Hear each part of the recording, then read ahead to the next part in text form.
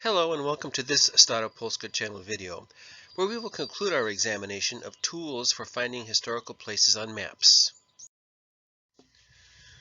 The goal of these Stara Poska channel videos is to provide tools, techniques, and resources to help you use maps of old Poland to find the places where your Polish ancestors lived. These videos cover a range of topics, with this and the previous video being focused on finding historical places on maps. The previous video focused on the easy route, which is to use readily available online search engines. Now we'll examine two tools that can help us use old maps to find historical places. We'll start with an example showing how the rivers of Poland can be used to find a historical place named Schweinert. Using old maps to find historical places is simply a matter of visually and exhaustively searching for place names on the maps. Once you start doing this, you'll quickly realize how easy it is to become disoriented and to lose track of where you are on the map, where you have already searched, and where you still need to search. What you could really use is some type of tool to help you find your way around on the map.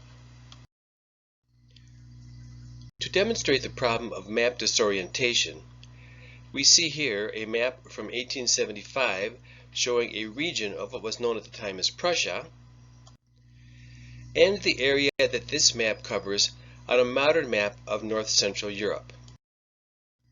To get oriented on the old map, you could start by finding some major landmarks like Berlin and Szczecin, which was known at the time as Stettin. But where would you even start to look for some less conspicuous place like Schweinert? One way to systematically search for a place is to start by dividing up an area of interest on the map along major rivers. This modern map shows three major rivers of western Poland: the Odra, Warta, and Notets. A convenient place to start a search would be the region of the map bounded by the Warta and Notets rivers.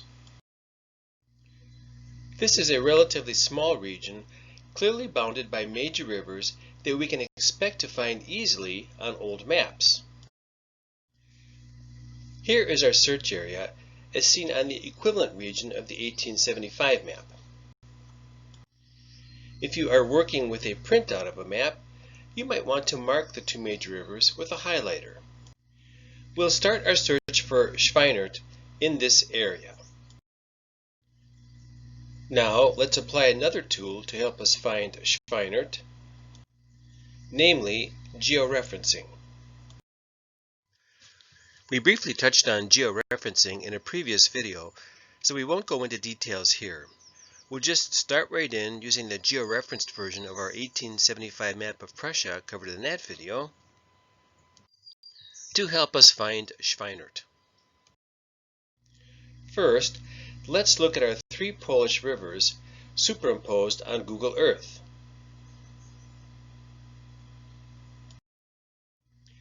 And here is our georeferenced 1875 map superimposed on Google Earth. Now, here is a close-up of our search area between the Warta and Notets rivers as seen on Google Earth. And here again is the equivalent area on the old map.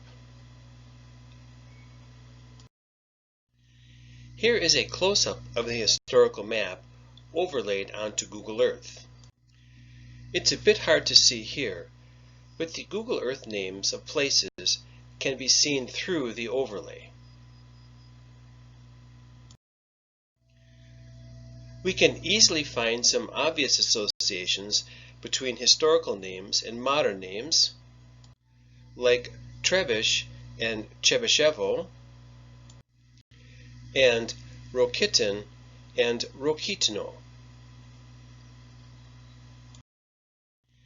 And we can finally see Schweinert, the place we are searching for, which is now named Świniary. Now suppose it was Altafan that we were looking for. There's nothing on our modern map that sounds like Altafan, but by examining the historical and modern maps, we can be pretty confident that this historical place corresponds to the place now named Stary Dworek. This completes our review of general approaches to finding historical places. But what else can we learn when using these tools to examine old maps? Well, even though we can't travel back in time to actually see where our ancestors came from, old maps can tell us a little bit about the world in which they lived. If your ancestors were from Schweinert, you now know that they lived on the banks of a major river in a heavily wooded area.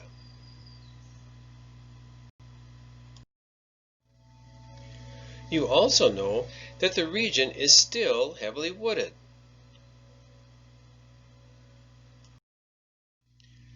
You also get a free lesson on Polish geography. Recalling that the reason we are spending so much time and energy on old maps is to be able to convert a family tree into a family geotree, working with old maps can take us beyond a sterile family tree printed on a piece of paper to a richer understanding of who these people were and how they lived. In this and other Stara Poska channel videos, we rely heavily on Google Earth for a variety of tasks. If you plan to attempt any of these tasks, it will be well worth your time to get to know how to use Google Earth. Here's a sample of Google Earth tutorials available on YouTube. That being said, the next Stara Poska channel video will provide a quick start tutorial on how to display the rivers of Poland used in this video on Google Earth, how to display a georeferenced map on Google Earth, and how to draw, save, and share your family geotree using Google Earth.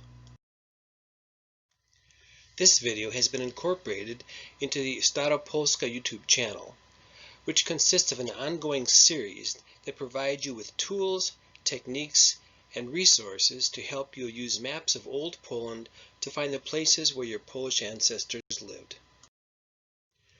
We hope you find this video to be helpful, and join us for additional videos on this channel. And as always, please subscribe to find out when new videos are available.